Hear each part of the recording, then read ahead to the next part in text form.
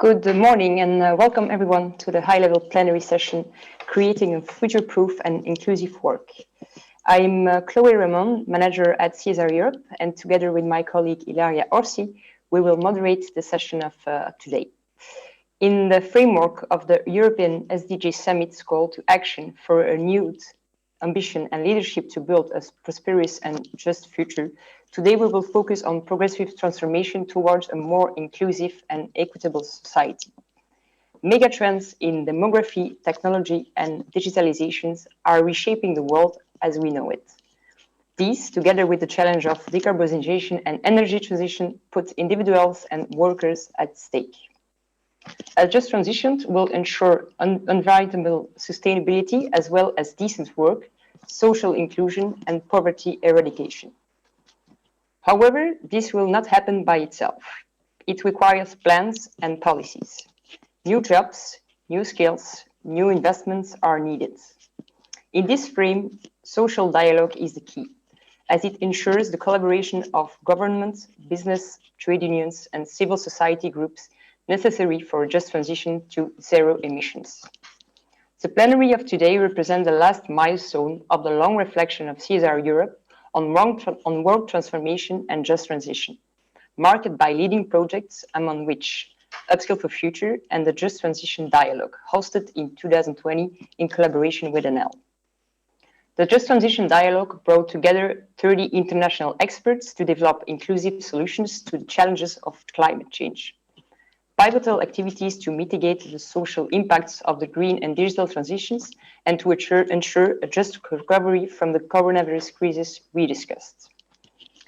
The identified activities were clustered under three pillars: jobs and employability, consumption and lifestyle, and finance and investments. The 2021 Inclusion Think Tank, to which the plenary of today is dedicated, represents the attempt to narrow down this reflection, spotlighting the main expectations towards corporations in respect to future of work, social inclusion, well-being, and employability. Ilaria, will you tell us a little bit more on the project in itself? Yes, sure. Thank you very much, Chloe.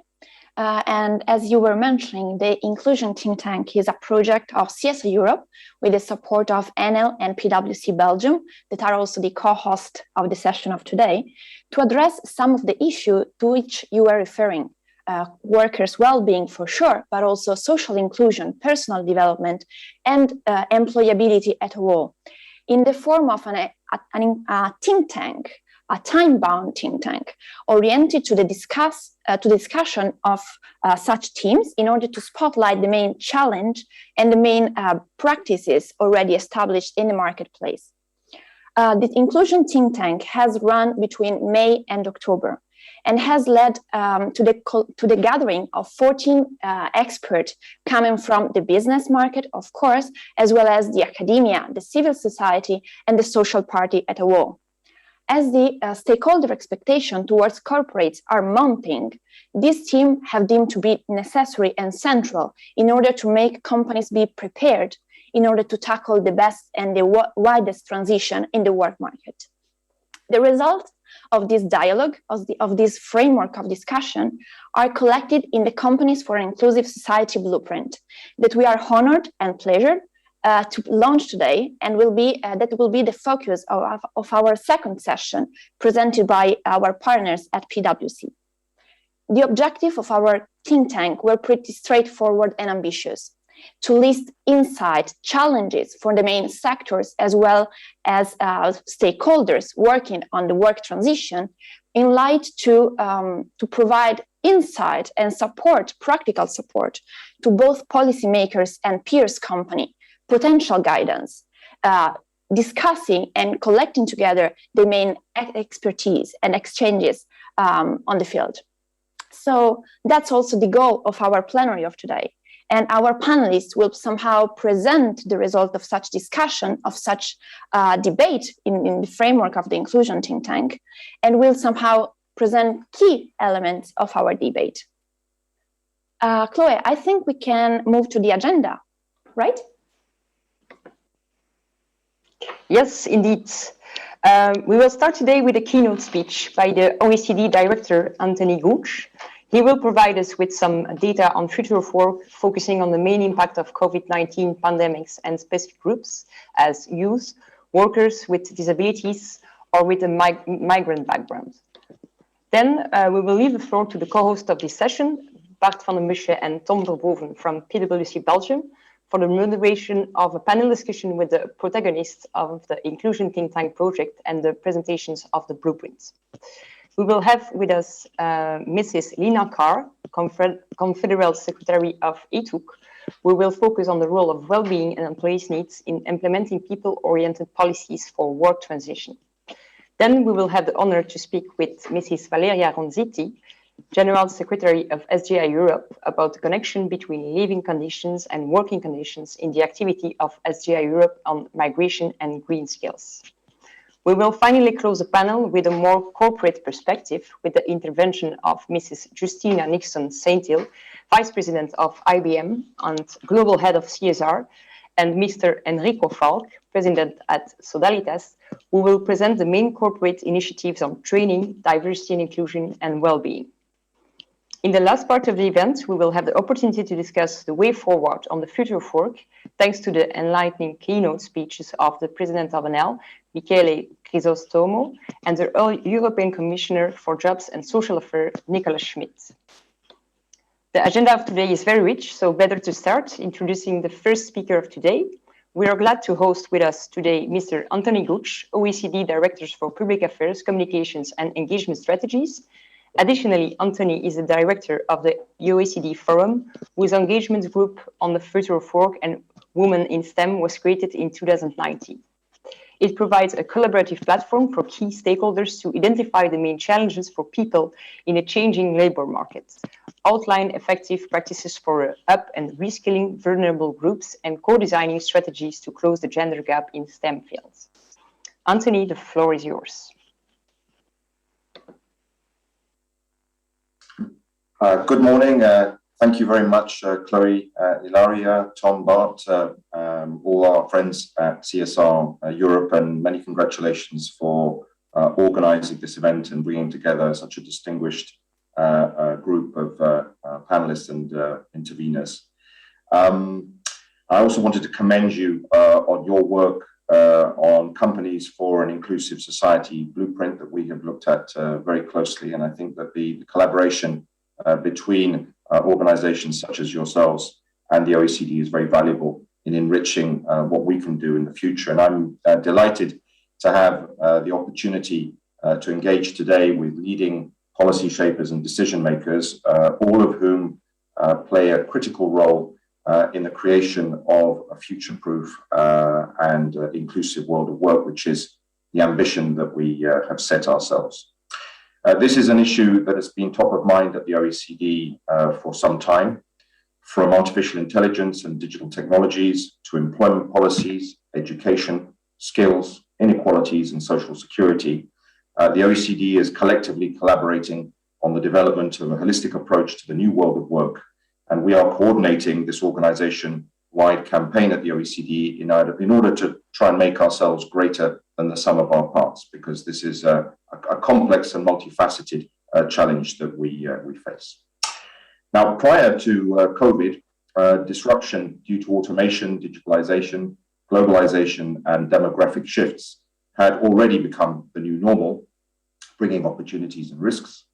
Rapid technological advances are amplifying our capacity to perform a wide range of tasks, allowing business models and innovative ways of working to emerge, and they reshape the realm of the possible, and indeed they're reshaping our very human nature, with the potential to deliver major improvements in well-being, our ultimate goal. New technologies and ways of working can have made us more resilient during this crisis, providing vital elements to allow us to continue being educated and work during the pandemic. Nevertheless, disruption, and even creative disruption, brings some quite significant challenges, and I think that we can all relate to that both personally and professionally. Nearly 14% of jobs in OECD countries are likely to be automated in the coming years, whilst another 32% are at the risk of being partially automated. And this risk is typically higher for manufacturing and agricultural roles, but jobs in some service sectors are at risk too, and that includes both white-collar and blue-collar work. Demand for routine and physical skills has been dropping, while demand for cognitive and digital skills continues to rise. And middle-skilled jobs such as machine operators or secretaries are increasingly exposed to this profound transformation, with many roles likely to change or disappear. Rather than massive technological unemployment, the OECD was observing growing polarization of jobs into low and high skilled ones prior to this crisis. And then along came COVID, requiring stringent public health measures and bringing much of the world to a grinding halt. It had also accelerated many of the key trends shaping the future of work. Learning lessons from the financial crisis of 2008, and that's a real positive when you see that happening, many OECD countries implemented exceptional measures to offset the impact of the crisis on lives and livelihoods. There is little doubt that job retention schemes have been a great success. Up to 20% of jobs were subsidized in OECD countries, saving over 20 million jobs. For example, in Germany, 5 times more workers were on Kurzarbeit schemes in the first part of the pandemic, compared with only 1 in 20 in the wake of the financial crisis. In France, 30% of workers were put on activité partielle against only 1% in 2009. Nonetheless, the economic and labor impact of the pandemic has been profound.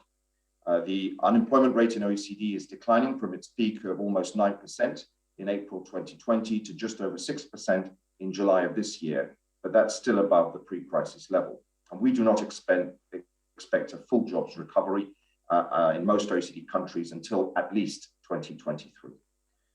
The impact of the pandemic on jobs has been highly uneven, exacerbating matters for highly vulnerable groups. Women found themselves on the front lines of the pandemic, both professionally and personally. They're more likely to work in hard-hit sectors such as retail, hospitality, or air transport. 1 in 2 doctors in OECD are women, and 2 out of 3 healthcare workers worldwide.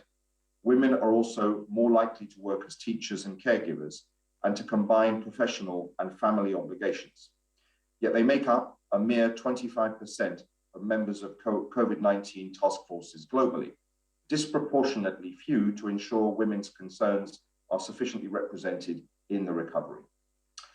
Workers in low-skill, low-wage jobs were more likely to lose hours and income or leave employment altogether. For high-wage workers in most countries, the shock was absorbed through reduced working time, job retention schemes I've mentioned, or switching to remote work.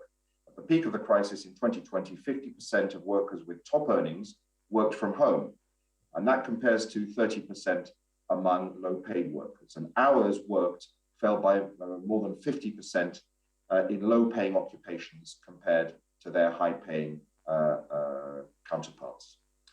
Young people working in hard-hit sectors and with precarious contracts saw hours worked drop threefold compared to older counterparts. The number of youth not in employment, education, or training, NEETs as they're called, increased in almost all of our countries. It took a decade for the youth unemployment rate to recover after the 2008 crisis, and progress in that respect was completely undone by the pandemic. There's a real danger that the crisis may have a long-lasting impact on young people's education, prospects, and career. Immigrant workers account for a large share of the medical workforce in the OECD, 25% of medical doctors and 15% of nurses. That's a very significant amount. In many OECD countries, more than 30% of the workforce in other key sectors like transport, cleaning, food manufacturing, and IT services are manned by immigrants. And with little ability to telework, they have been highly exposed to the health impacts of the pandemic. Disparities in access to new technologies and digital skills create new divides or magnify existing ones, and addressing them will be critical to ensure an inclusive world of work. Remote work has already dramatically reshaped the very nature of work for millions. Due to COVID, teleworking rates have boomed in all OECD countries. They vary greatly between countries, industries, differing degrees of digitalization, workers' levels of qualification, and gender. In this increase, is this increase something that we can view as only temporary, or will it last into the future? The answer is likely to depend on the balance between the pros and cons of teleworking for both workers and businesses. The rapid switch to mass teleworking has at once facilitated work-life reconciliation or overcome geographical disparities, whilst increasing the risk of work intensification, degraded work-life balance, and unequal access. And this is true for employers, employees, countries, regions, and cities. Several states are now actively seeking to attract growing legions of teleworkers through nomad visas and tax incentives. And while employees remain more likely to move out of capitals rather than countries, this is already affecting the geography of work. In France, mid-sized cities have deployed marketing campaigns in the heart of the Parisian metro to attract those looking to make a permanent move. New concepts have emerged, with working near home rapidly becoming the new working from home. Some companies have already announced they would let their employees work remotely after the pandemic in exchange for reduced pay if they move to less expensive areas.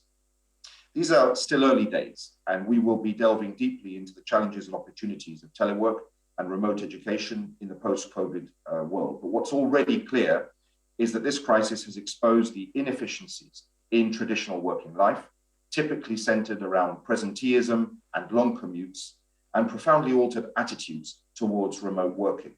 For better or for worse, the future of work has now become intrinsically linked to the future of the workplace. Sometimes it takes a crisis for us to pay attention to issues we keep overlooking.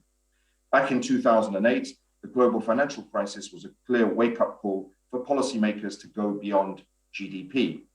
The over-reliance on GDP when assessing a country's economy was misleading, as this measure didn't consider important factors that make up people's well-being, what we really care about in our lives.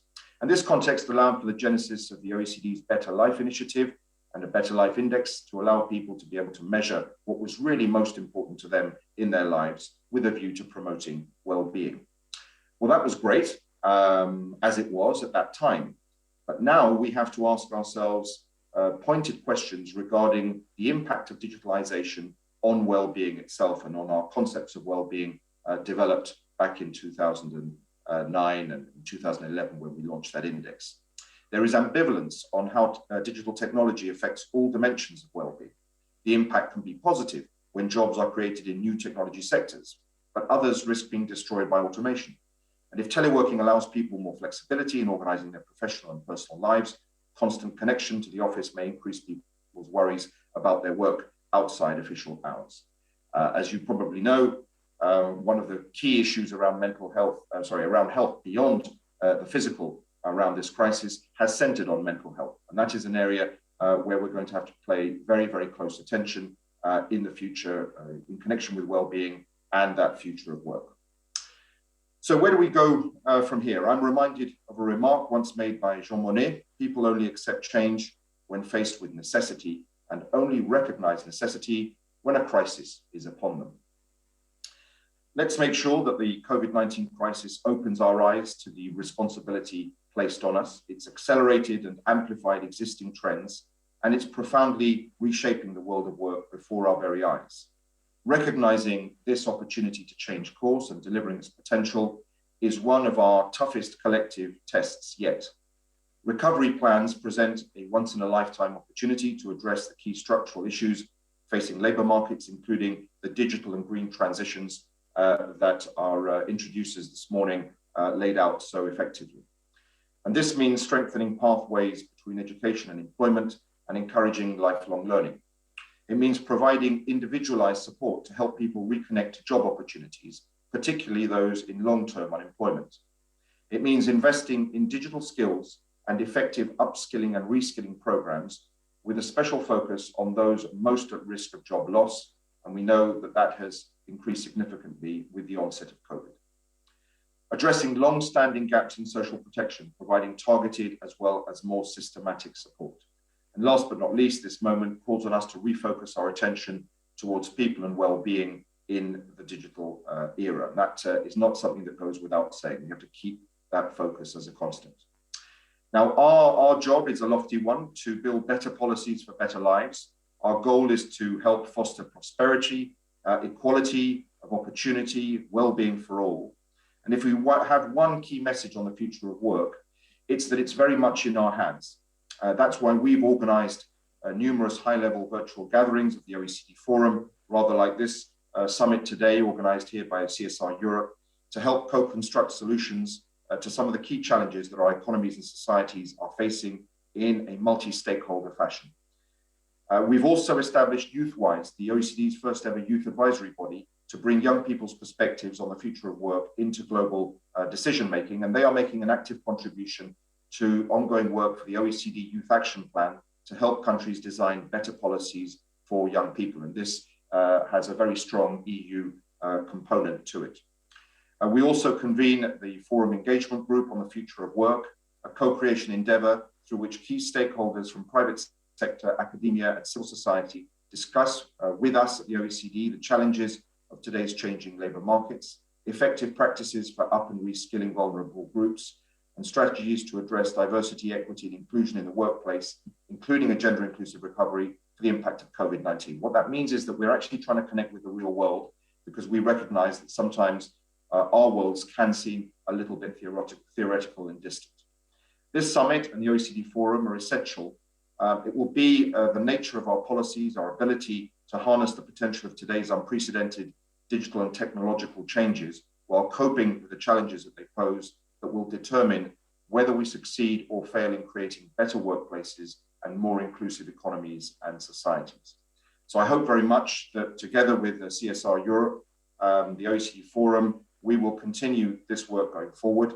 The future of work, just like climate change, is not a distant prospect, nor a concern for future generations to deal with. It's now, and it's incumbent on us to build a future of work that works for all.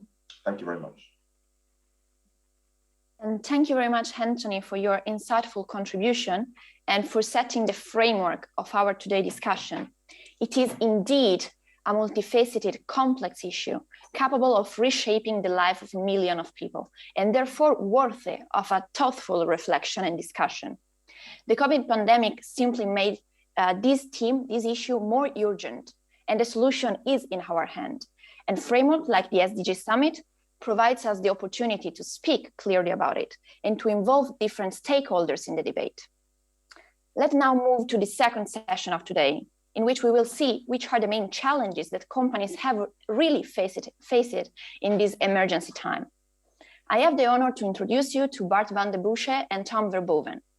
Bart is a director within the People and Organization practice at PwC and leads a dedicated team focusing on equal pay and helping to create sustainable reward practice by linking ESG metrics to pay, and therefore connecting people, employees, and preferences with the different elements of the company's value proposition.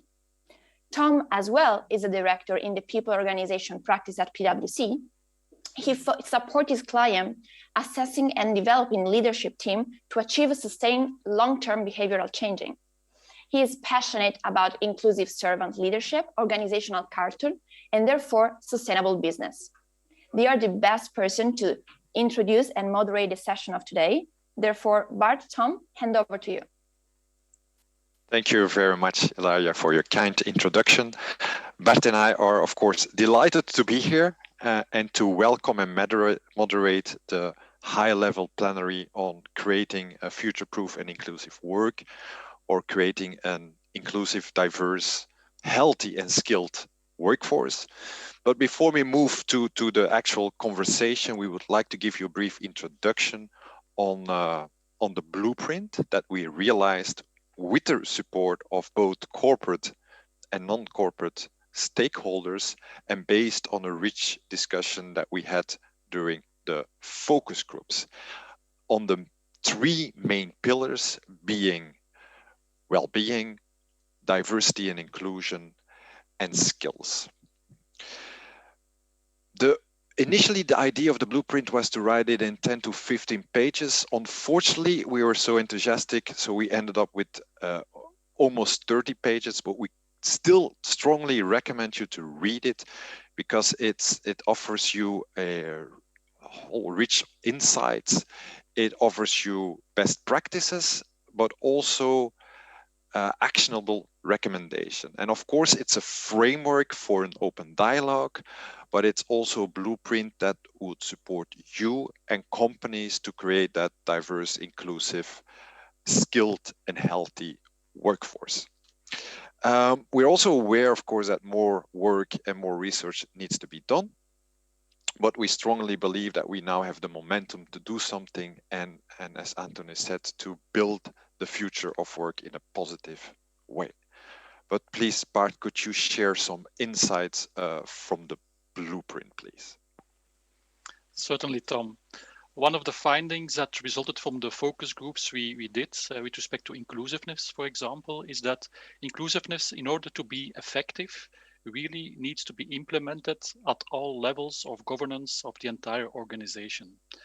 And in order to help to achieve this, feedback was received during the focus groups that actually training of actors is needed on certain themes like well-being and diversity and inclusion.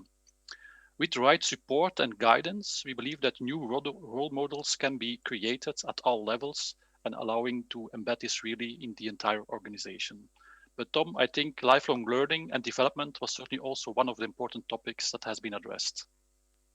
Yes, indeed. The focus group highlighted the need to create a learning culture, but to do so, to create that learning culture and to offer learning opportunities, we need to be very mindful that there are, of course, individual differences and preferences. And actually that brings us to the first speaker who talks about employees' new needs and concerns. That's right, Tom. In this context, social dialogue and consultation with social partners at EU and national level can provide valuable support and insights. And this brings us indeed to the first speaker of this session, Ms. Lina Kahr, Confederal General of E2C. I would like to welcome you, Ms. Kahr. Thank you. I would like to address a first pillar with you, being well-being. Well-being is related to all aspects of working life, from safety in the physical environment to working culture, with physical risk gaining important as a workplace hazard. As a first question to you, do you believe that companies are able to recognize such issues and therefore support their employees? Thank you very much for this question. And first of all, I would like to just say that the report that you have put together and published, it really identifies many important challenges that the world of work has to go through. And also that the COVID-19 has accelerated certain processes.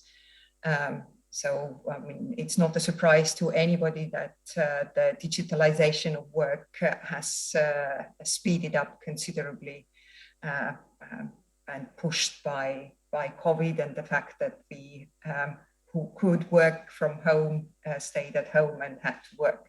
But it also obviously has highlighted the inequalities that exist in the world of work. Like we heard from Mr. Guj already, that there are big differences between low-skilled, low-wage sector who actually could not telework, so they had to be put on a temporary unemployment schemes, and the ones who could work from home. And even for the ones who could work from home, there is the issue of, is the internet actually stable at home? Does the internet come to my front door so that I could actually perform my job from home? That's a big issue of infrastructure, and it obviously feeds into the issue. But do I believe that companies recognize the challenges and issues?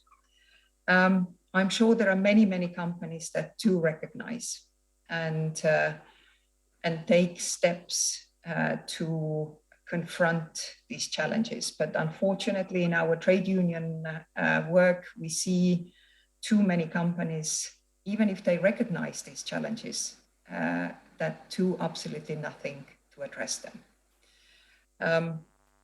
This is, of course, a big problem, a big issue. we still see too many companies who do not want to engage in collective bargaining, for example, but your own report recognizes that actually collective bargaining is crucial to go through these transitions in a sustainable and fair way. So I believe, yes, companies recognize, but we need also that the companies act and change their mindset and attitudes, how they treat their workers. Thank you for those insights. There's indeed room for improvement. If you're thinking in terms of room for improvement, what policies might be introduced to ensure that new needs could effectively be tackled according to from your perspective?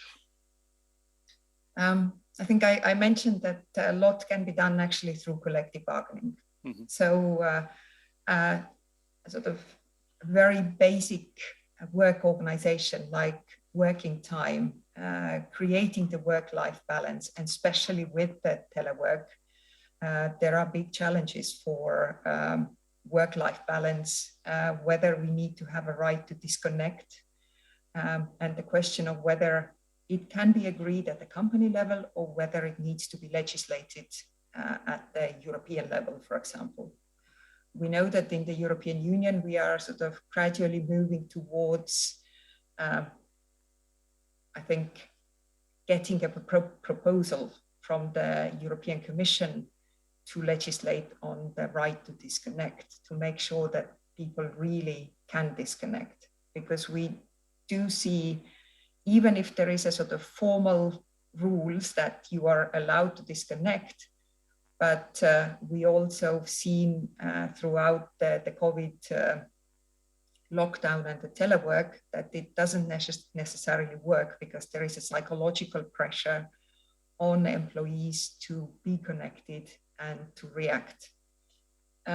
Or using collective bargaining for introducing smart working or trying to set zero accident policies at workplaces.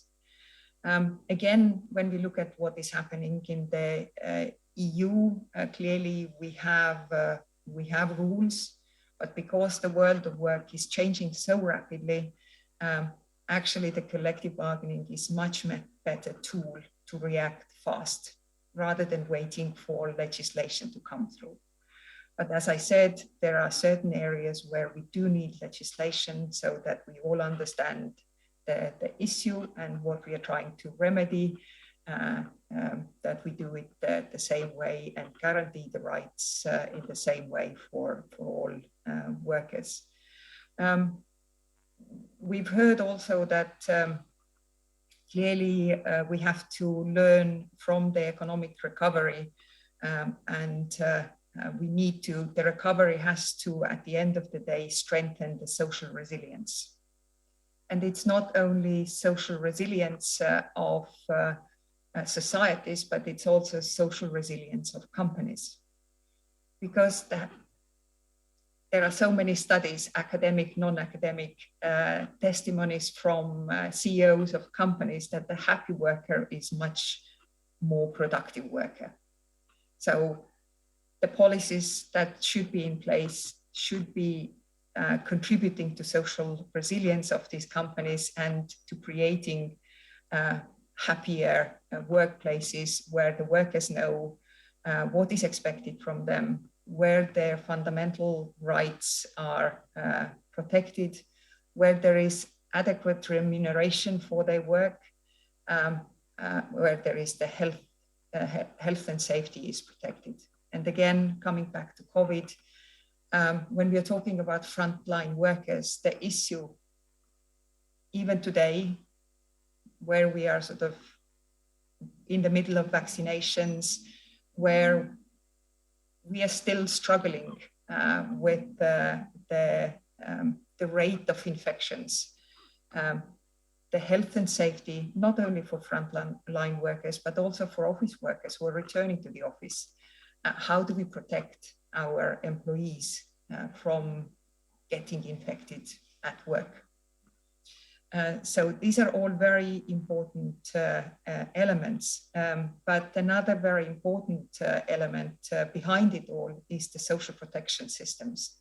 It has to be fit for our transformative economies and societies. The social protection systems need to be fit to support and accompany digital and environmental transitions. Because the just transition, it may seem like just a phrase, just a cliche, but actually behind there are very crucial elements because we cannot successfully have a transition if there is no support for workers. So yes, at European level, again, we have many instruments put in place. We heard a reference to retention schemes. In Europe, we obviously had the SURE scheme that actually helped and assisted many, many workers. So when we are looking at sort of pursuing a job-rich recovery, what it really means for us is that the recovery plans must drive public investment that changes our development model, but at the same time introduces also new rules and protections for workers, and with two aims. First of all, in general, to improve wages and working conditions, because we see that wages are lagging behind for years now of the productivity.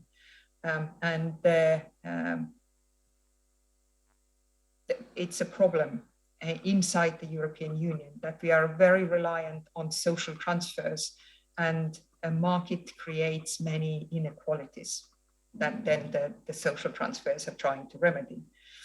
And secondly, universal social protection systems have to be such that nobody is excluded because of their position in the labor market or in society. I think I will stop here. I think there's... No, it is very interesting, and I think also in conscious of timing, I think these are very valuable insights. I think you also referred to actually, I think, some main learnings that you saw of the last year, also referring to COVID. So I think these are a very useful perspective.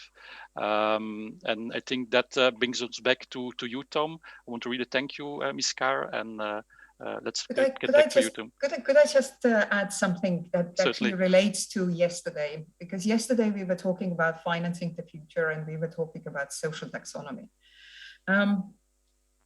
And we all know that at the European level, there is the Sustainable Finance Platform that has a subgroup on social taxonomy. Again, your report, it's a very valuable report, and you highlight very right issues. But I think at some points, it's from our point of view, it's just too optimistic. And why I say this is that, for example, we see a great reluctance from employers' organizations side to actually support social taxonomy. Or quite the contrary, we see some business communities opposing and working actively against it. So in our view, I think if we want to improve well-being of workers in all companies, and if really the employers care about their employees' professional growth and well-being, I think we also need to support the social taxonomy, that when we are talking about investments, that we understand what we mean by social. And also we have to, I think, fight through the fact that still we have the social dumping is still too high in Europe when we look what is happening Europe-wide. And we still see the low wage sort of business models too often. And we still see the race to the bottom when it comes to wages and working conditions, and worst for all, for we still have some of the EU member states that would desperately want to keep the race to the bottom when it comes to tax competition.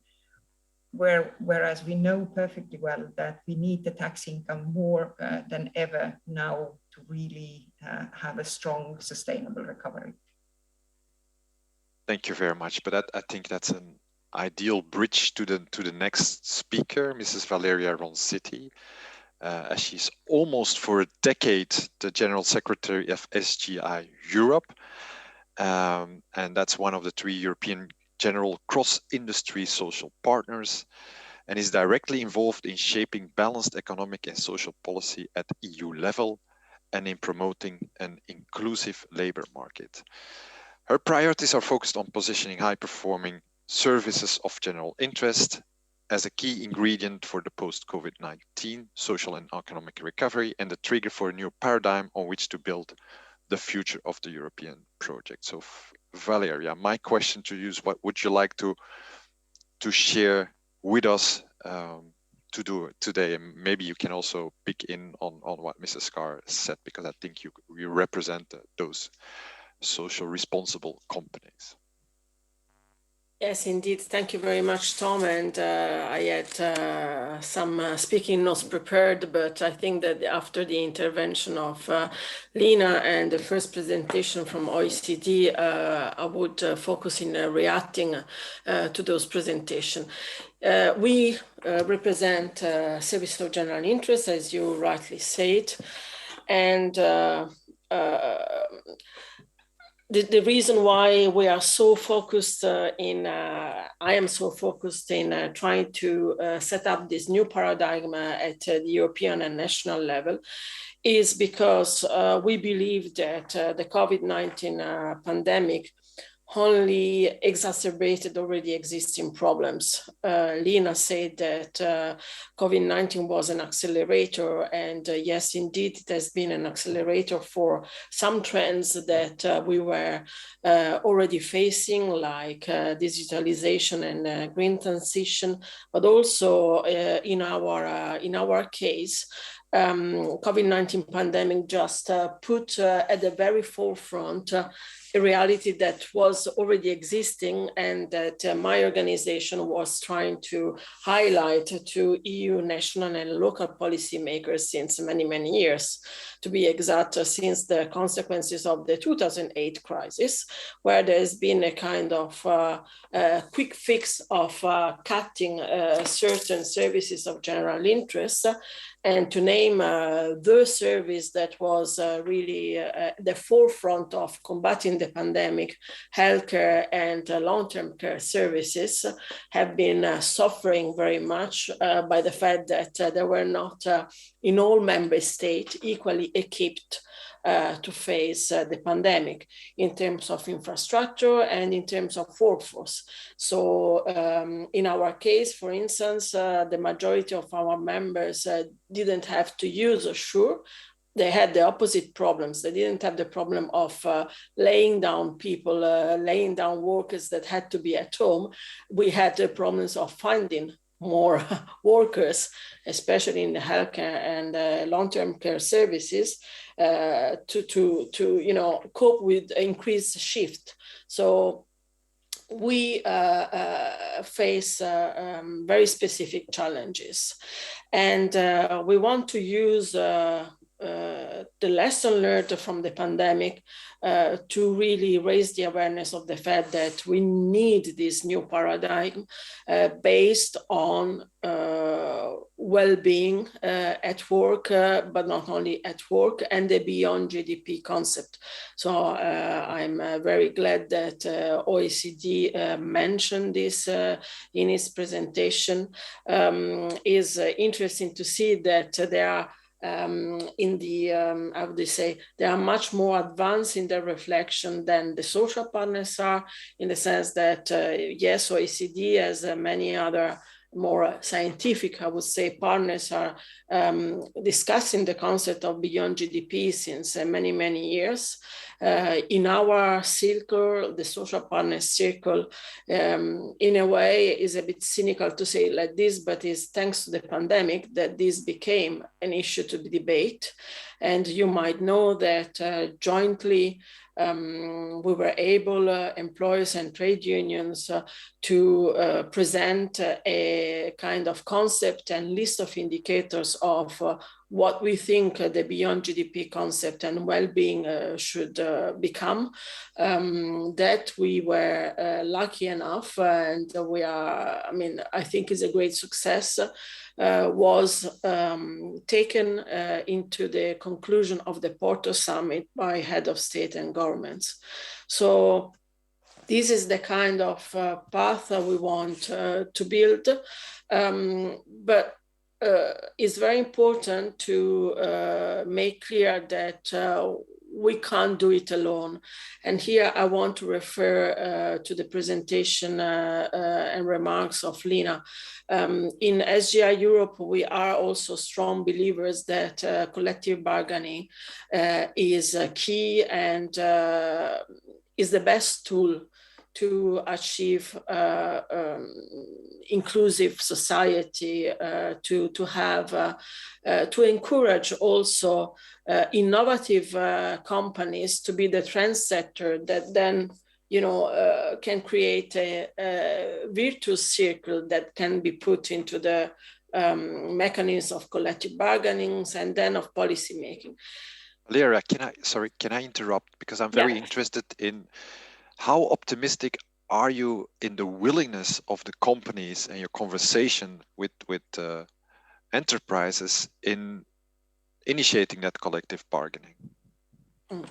I was coming to that point. Okay. Because in my field, I would say, it's not that, you know, I think that our own members like to think that as we represent service of general interest, we have a kind of DNA for corporate social responsibility, but also collective bargaining, good industrial relation. I think that this is an issue that goes beyond DNA. It's not that there is an automatic relation between being a provider of social general interest and be close to the collective bargaining. There are also very factual reasons. The fact that our sectors are very trade unionized compared to other sectors. So the presence of trade unions is very strong in our sectors. So we are naturally brought into collective bargaining. So the willingness is there, but it's not enough. And that's my point. So yes, to collective bargaining, but you need the right infrastructure around to exert this collective bargaining in a successful manner. And this infrastructure cannot be created by employers and trade unions alone, even less by companies and the trade unions in the companies alone. And that is why what CSR Europe is doing with this report, I think is super important to encourage those companies that might not be yet that innovative and pro-collective bargaining, but then by experience as an employers organization, we know that the last mile need to be run by policymakers, meaning that these are those who need to create the infrastructure for employers and trade union to exert collective bargaining. And this is also the reason, the lack of this infrastructure in some countries is also the reason why COVID-19 exacerbated the differences between not only member states, but also regions. So this not divergence, but not convergence, but divergence we are for upward convergence, but this is not a concept that comes up out of the blue. You need the infrastructure for that. And so my main reaction to the remarks of Lina were, indeed, we are absolutely on the same page, but also I think we have to be realistic about the fact that you can't expect everything by companies if they don't have this infrastructure around. Yeah. Okay. Thank you, Valeria. Yeah, sorry to interrupt. We're also time bound, but I trust that there are some policy makers listening in and listening to your story, because of course we need the multi-stakeholder approach to make this happen. Thank you very much. So I need to react also to the social taxonomy thing in 2 minutes. At least in our membership, my members are not against social taxonomy, but they do not think that the social taxonomy as it is shaped currently in the platform for finances, sustainable finance, will give them the right tool. So it has to be completed with something that is missing, and we are working as employers of service of general interest to feed the platform with what we think is necessary. Thank you very much for your insights. Let's move now to speaker from the US. So Justina Nixon Santel from IBM, warm welcome. I know it's very early for you. So Justina is a native from Dominica, which is not the Dominican Republic, but it's also a small Caribbean island. Mother of 3 children, global head and vice president of corporate social responsibility, where she drives investments to address societal challenges in education and sustainability. Previous led CSR initiatives at Verizon, focused on eliminating the digital divide. MBA, mechanical engineer, believer of technology as a solver of important societal problems, but if it should be implemented with the human touch, in a sense, properly, with care, caution, and trust. Is that correct, Justina? Yes, that's correct. And thank you for having me here today. Yeah. First question, because of course we have 3 main pillars: diversity, inclusion, well-being, and skills, and they're of course connected. So can you explain us what the connection is between upskilling or digital upskilling, and how that can support more inclusion and diversity? Yes, absolutely. So everyone has touched on this before, but COVID-19 has really shone a light on the disparities around digital skills, around inequities, especially in education and the workplace, and it has widened the digital divide. So this is something that has been happening for some time, but again, the pandemic has really impacted individuals and demonstrated, this widening skills gap. I think there are a lot of opportunities for reskilling that are critical to ensuring that people of all ages and backgrounds are not left behind. And digital skills are, in particular, more than ever, a passport to opportunity. So I have a couple of stats here that I wanted to share that, was not brought up earlier. This is not just about the IT sector. We know that around 9 out of 10 jobs across all sectors require digital skills, and that 44% of EU citizens lack basic digital skills.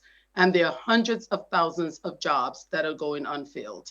So the skills gap significantly affects low-income populations and specifically diverse populations.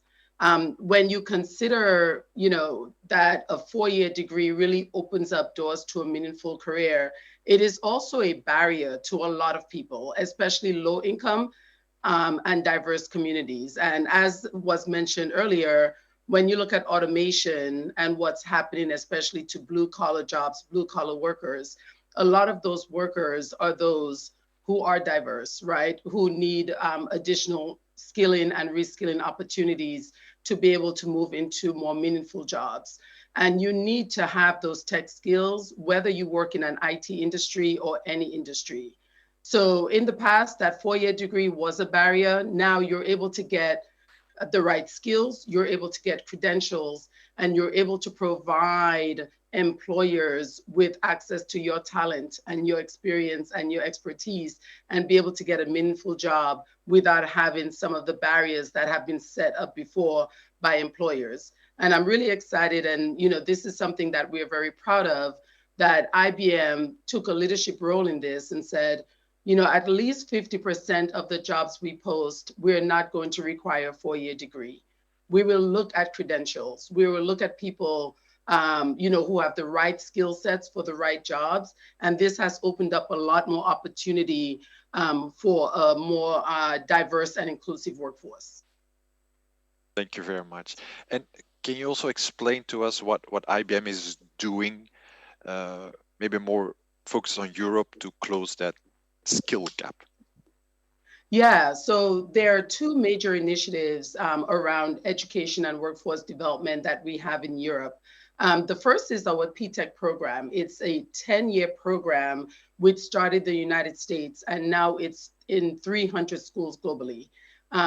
It's in 28 countries, and in Europe, it is in 7 countries. And we're working with governments, we're working with schools, education providers, ministries of education, and businesses such as Orange and BNP Paribas and Samsung and other businesses to provide not just the technical skills that students in secondary school need to be successful in careers and in meaningful jobs, but also the workplace learning skills, which sometimes are even more important for students to see what it means to work in a corporate environment. What are the softer skills that you need? Collaboration, creativity, problem solving. So we work with partners and governments to bring this program to secondary school students and those that are in vocational schools and those who are obtaining 2-year college degrees as well. So that we can provide those skills and move them into, the workplace. The PTech model really places an emphasis on long-term sustainability around partnerships with government and private industries. And that's what's really important about the model. So we are in 7 countries. It's a model that's growing. And just last week, the French Minister for Education signaled his intention to deploy another 100 schools in France. So we're really excited about that.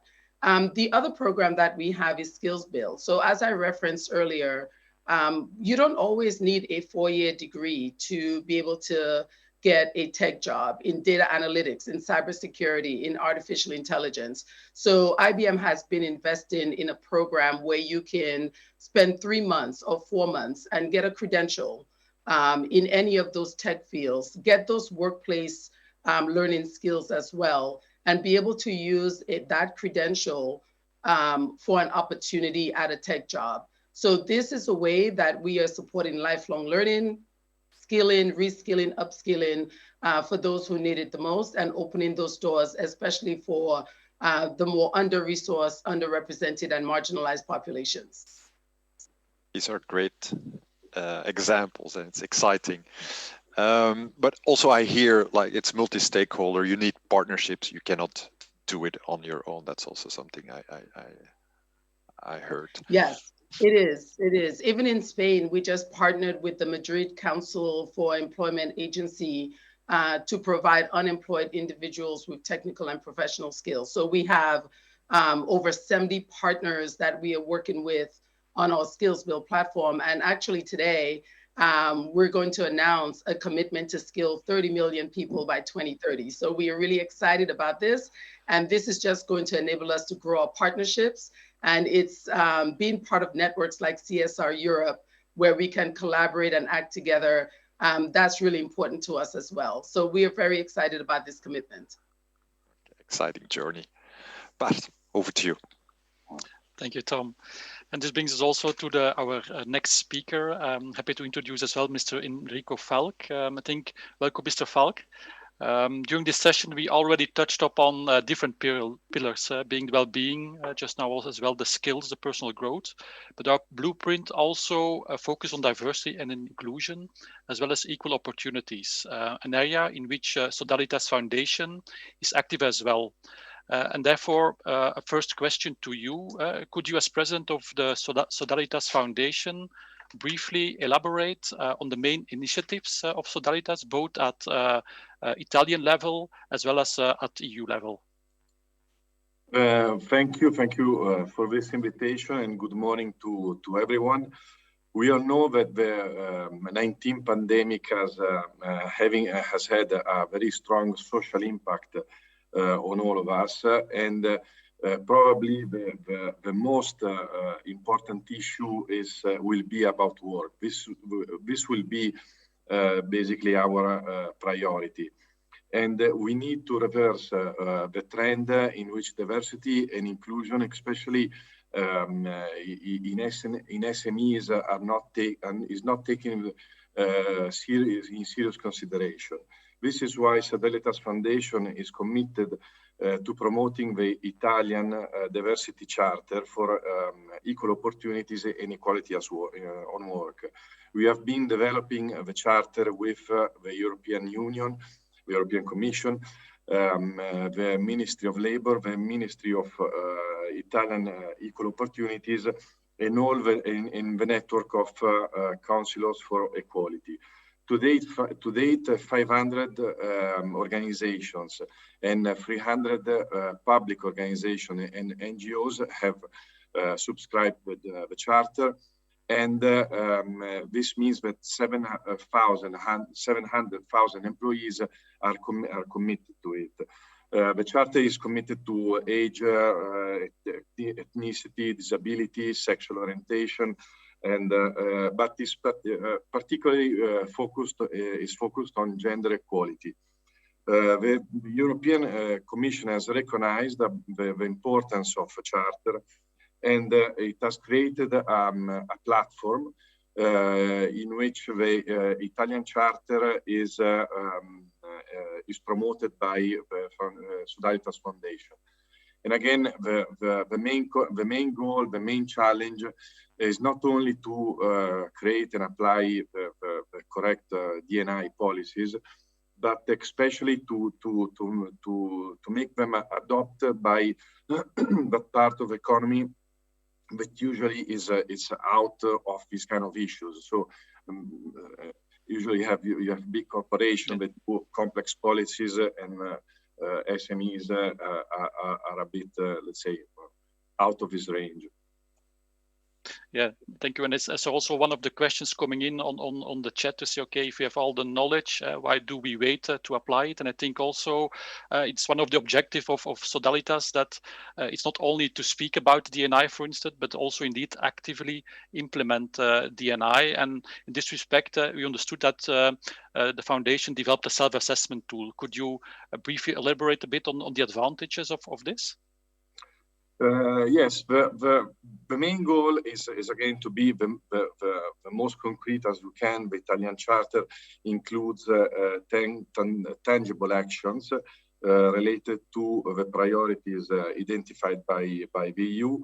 The signature of the Charter can benefit from a set of networking initiatives and tools, and the support to develop D&I policies such as periodic surveys or thematic workshops.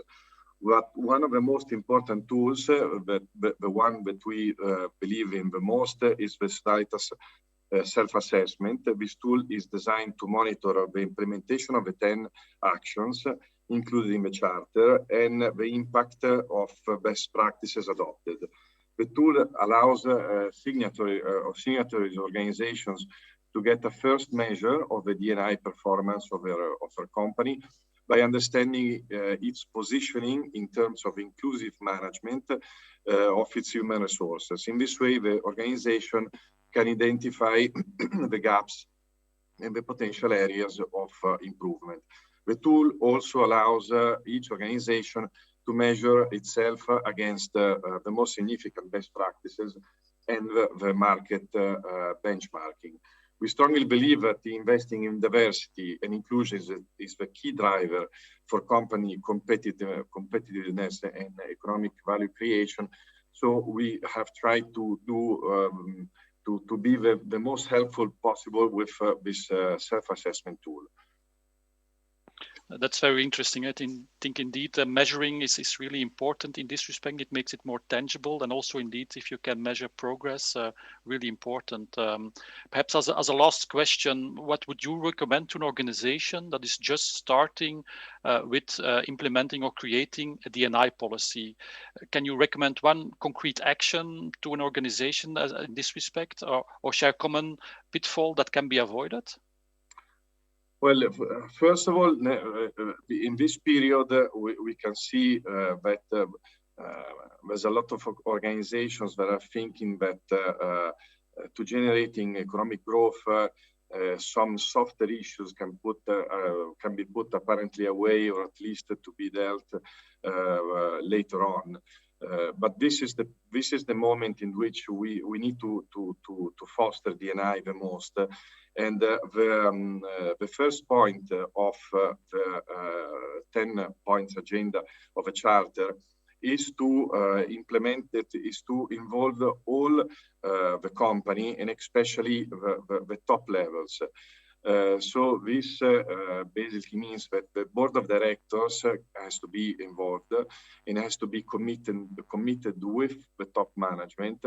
And D&I policies should be not only well written, this is obvious, but also published, and the board of directors, together with top management, needs to control them and needs to evolve them each year with best practices and market benchmarking.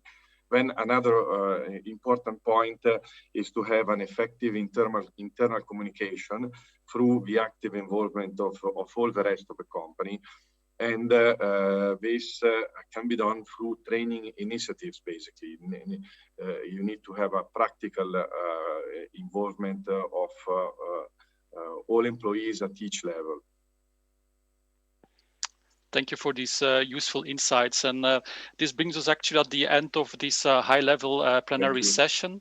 I would like to thank you and also all speakers, of course. I think based on what have been discussed, I think it was very interesting to see the different perspectives. And that's also been the aim of our blueprint, to really create a framework for further discussion that's allowing us to make progress. I think also one thing is clear, there's still much work to do. So also we and the think tank in which we participated believe that indeed it's now also a significant moment to move forward, as we could have a profound impact for the future. So we hope we could inspire you during this session, and I would say bye-bye for now. Thank you very much.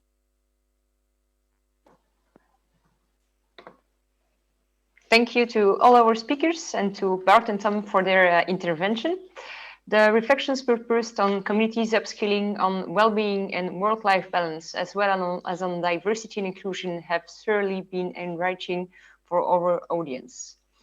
I have now the honor to introduce the last session of today, which will delineate the way forward and the priorities of corporates and institutions in relation for the social pillar. Let's start with a brief video from the president of Enel, Michele Crisostomo. Mr. Crisostomo has served as chair of Enel's board of directors since May 2020. Today, he will guide us along the main directions of Enel on HR transformation, future of work, and inclusion. Good afternoon. I'm really glad to be here in this very high-level session on the future of work and on the challenges for our companies in the context of the energy transition. An historical transition is taking place and pointing us towards a net zero emission economy based on the penetration of renewables, on the development of smart grids, and on the electrification of most energy consumptions.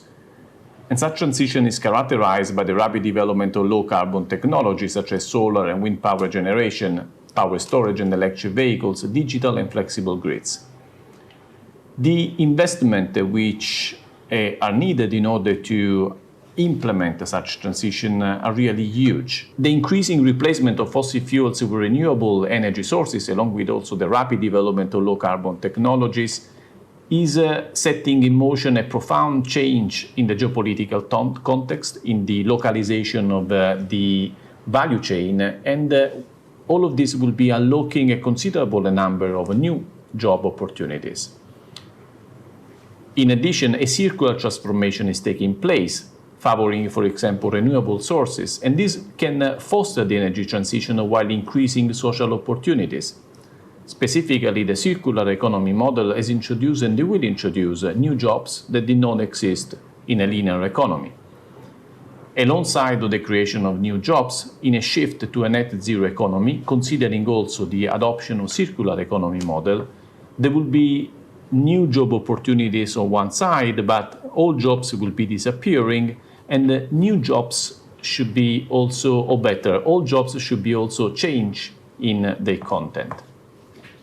All of this will mean that there will be a huge amount of reskilling and upskilling that will be required in order to address the social impacts of the energy transition.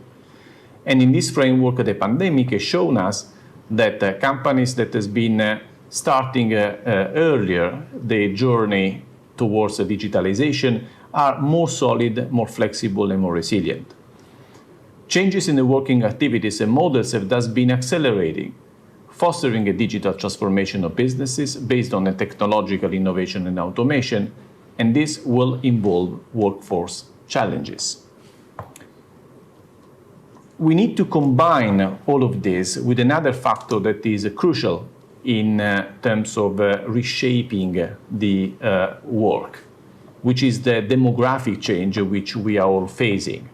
The long-term predictable trend of aging populations and aging workforces across the globe, the childbirth rate per woman, the immigration trends, the breakdown of population made of generation X and Z, more inclined to strive for a good work-life balance, all of these, again, are patterns which are clear and that will definitely have an impact on the future of work.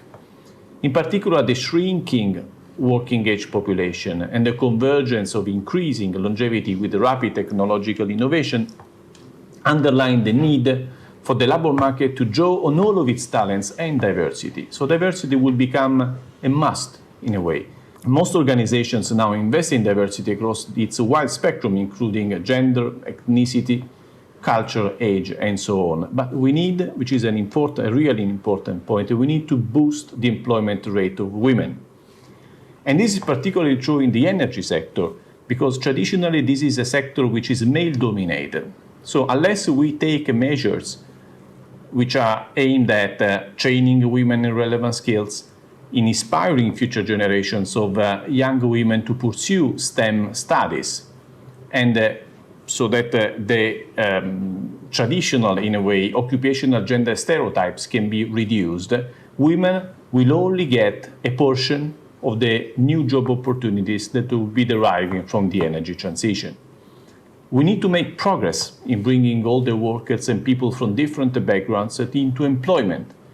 We also need to work on people with disability, on workers with disabilities, because including everyone would contribute to a fairer society and to address from all the possible angles the impact of demographic changes. A shortage of skilled personnel is one of the main constraints on the pace of the energy transition.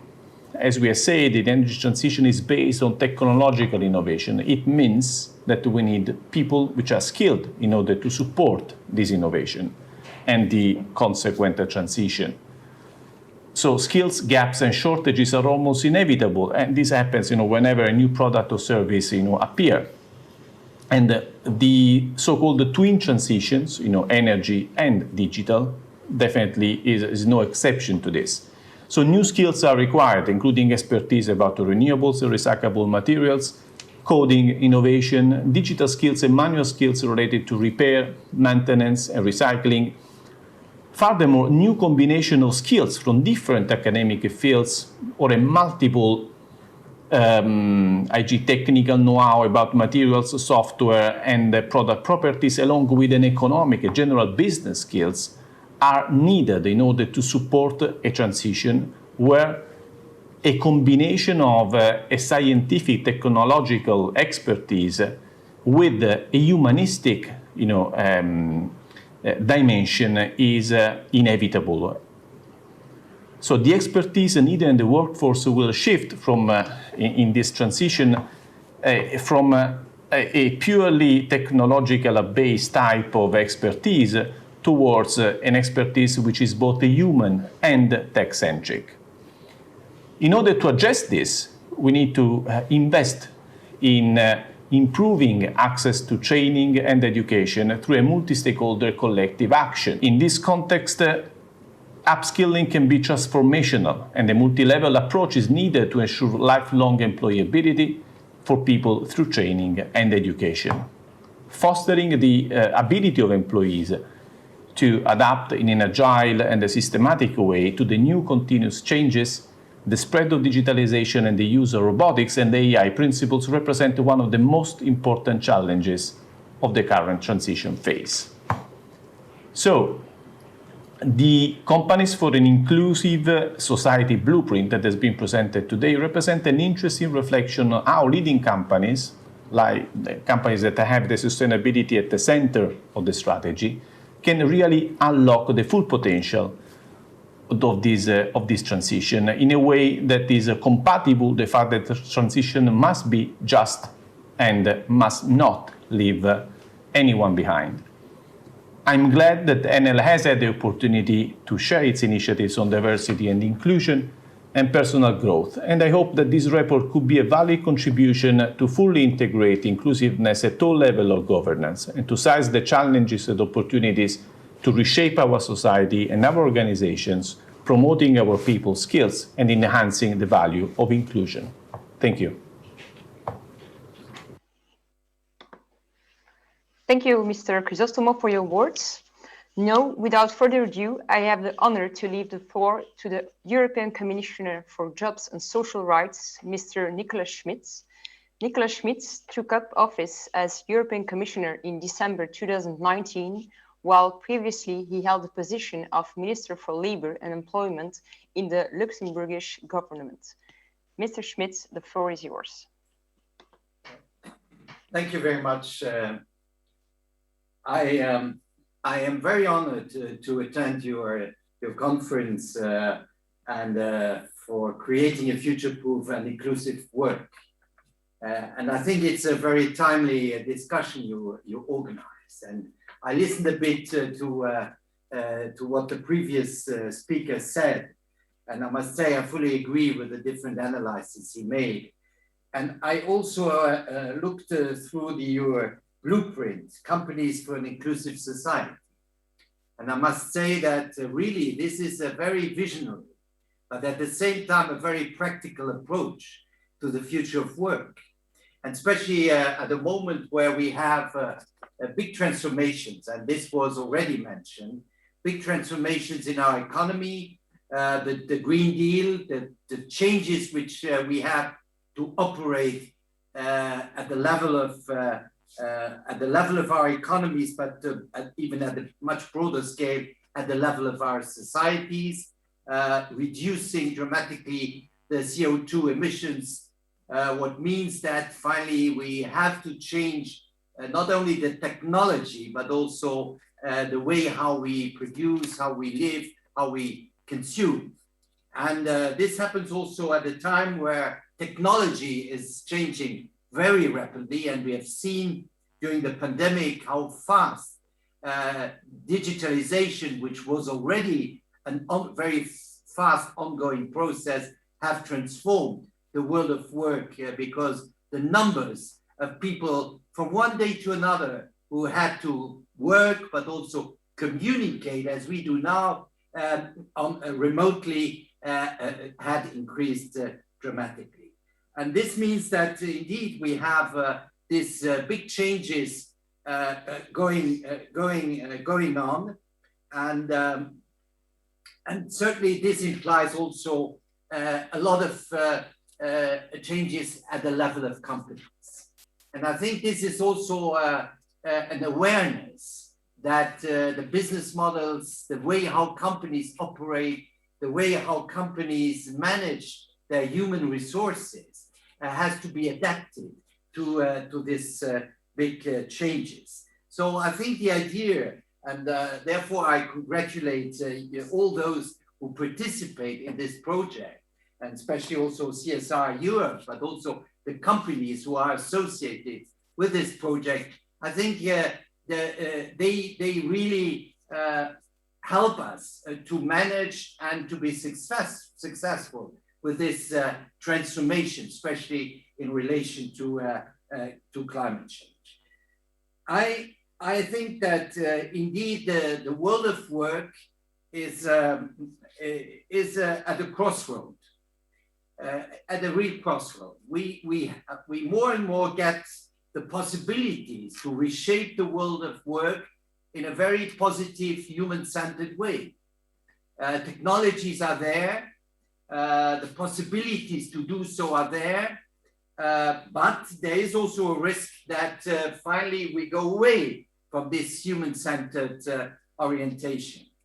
And therefore, I think precisely what happens in many companies now to value human resources, to reflect on a purpose for all companies beyond profits alone. I think this is a big issue, beyond profits alone, but really to assign purposes to companies is extremely important. And it was already mentioned before, this new recovery we are experiencing, which is quite fast, but with a lot of uncertainties too, we see suddenly a lot of shortages coming up. Shortages at the level of materials, semiconductors, energy prices going on, but also shortages at the level of labor force, especially qualified labor force. And this is astonishing because at the same time, we had a very short time ago, we had an increase in unemployment. We had a lot of people working on short-term systems or schemes. And now we are, many companies, I had the past few days, a lot of exchanges with representatives of companies, industries, small and medium-sized companies, and everybody from all member states complain about the problem that they have shortages at the level of qualified labor force. And I think the reasons are multiple. And we see, by the way, the same thing more or less in the US. First, certainly the acceleration of the digital transformation shows that we have big mismatches at the level of our labor force, and that our efforts to skill people, to give them the right education, to promote digital skilling are insufficient. And this is a responsibility at the level of public authorities, but it's also a responsibility at the level of companies. So I think here we have to reflect what kind of solutions can we promote now to reduce this huge mismatches, which finally are preventing companies to develop, preventing companies to invest, preventing also companies to innovate. So I think this is the big challenge, the skilling challenge. How can we do that? And here I think we have to leave a bit this classical way of education. We have really to make a new culture of skilling part of our economic and also societal system.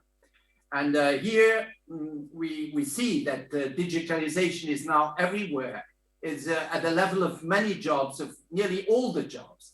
And we have really to focus on this skilling. And it's clear it's technical skills.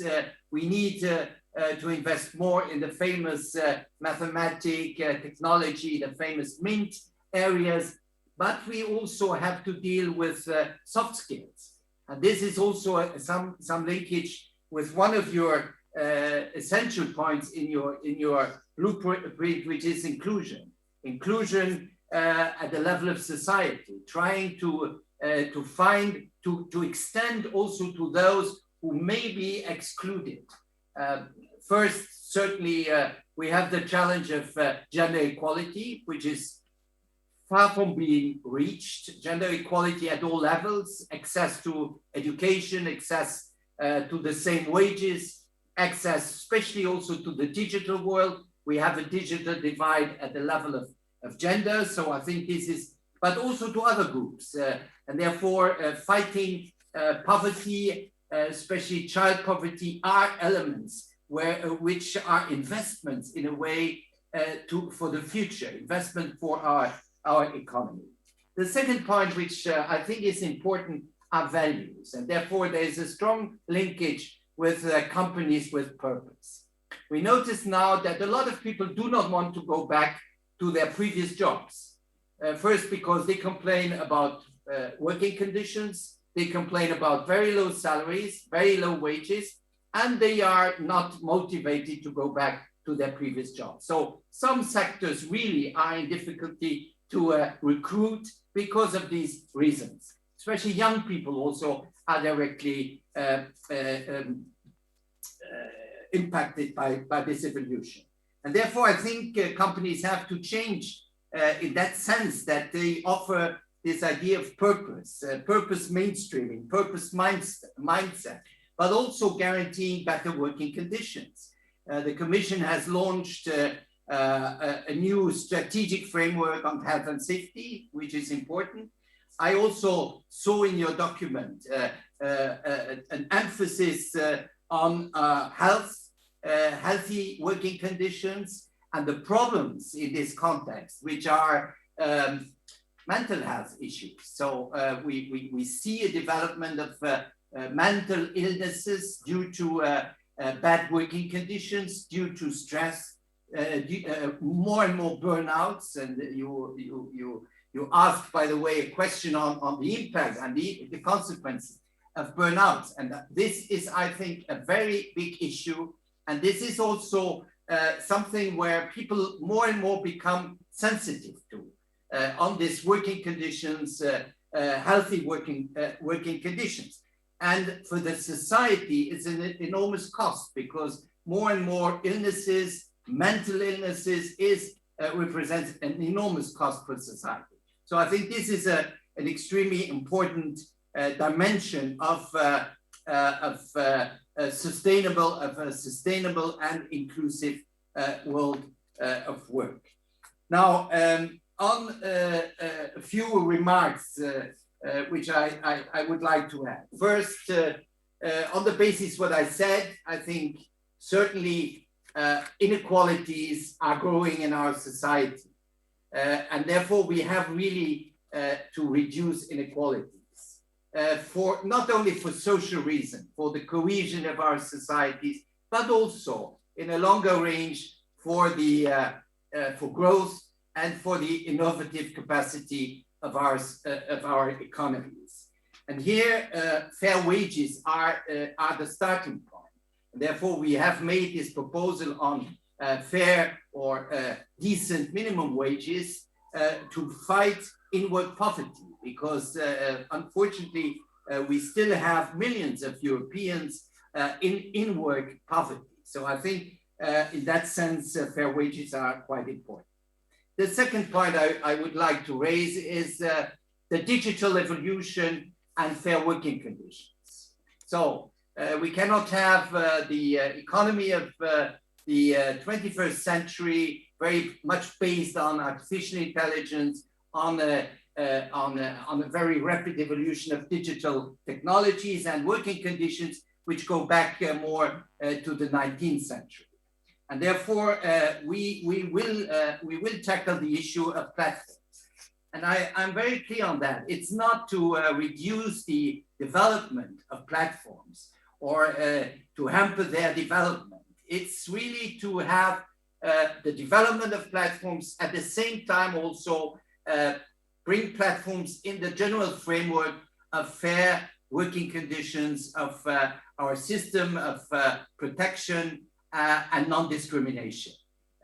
When we look at some kinds of platforms, we know that many young people work on platforms, many people coming from the diversity in our society working on platforms, and we really have to give them social rights, labor rights, fair wages, protection. And I think this can be balanced, the development of platforms with the flexibility they need, and on the other hand, labor conditions which are fair and which guarantee, by the way, also flexibility to those working on platforms. So my last point is also on companies and the overall system, which is coming back to, and you raise it also in your blueprint. That's more participation, more dialogue, a social dialogue at company level. If we want to have a different kind of company, and especially we have seen through the telework, people have been in favor of telework at the beginning. Then they have been a bit more reluctant to have only telework. So people, I think they are in favor of more flexible working arrangements. And company, by the way, need also more flexible arrangements because markets are changing, the way how services or production goes need more flexibility. I think we need to find the balances at this level in companies through a better functioning of social dialogue in the companies. So the issue of social partnership is extremely important. And by the way, we see that in those countries, in those member states, where social dialogue is very strong at all levels, and especially also at company level, where collective bargaining is very well established. Finally, the economic results are also better.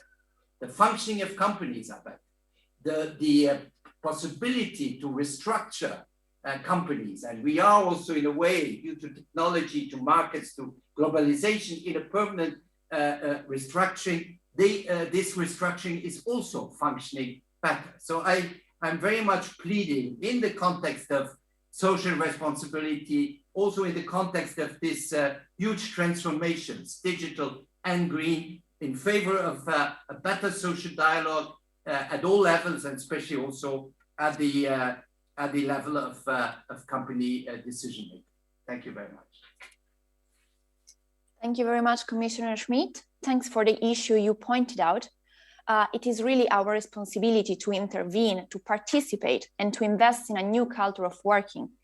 We hope CSA Europe, with its activities on this pillar, may somehow support and contribute to this debate in an effective way. I have now the pleasure to leave the floor to our Executive Director, Mr. Stefan Kretz, for the conclusion of this. Thank you very much, and thank you indeed, Commissioner Schmidt, for your contribution and being with us today. I also would like to thank Enel, because actually Enel promoted with us and inside CSR Europe that we have a short-term think tank on this topic, and that led to this blueprint. And I would also like to thank Pricewaterhouse Belgium, Tom and Bart, for your hard work. And also I'd like to thank my team, Chloe and Ilaria and the rest of the team, for working through summer to get this ready on time. And I think it was a hard work. So thank you, really. Very important work that you all did.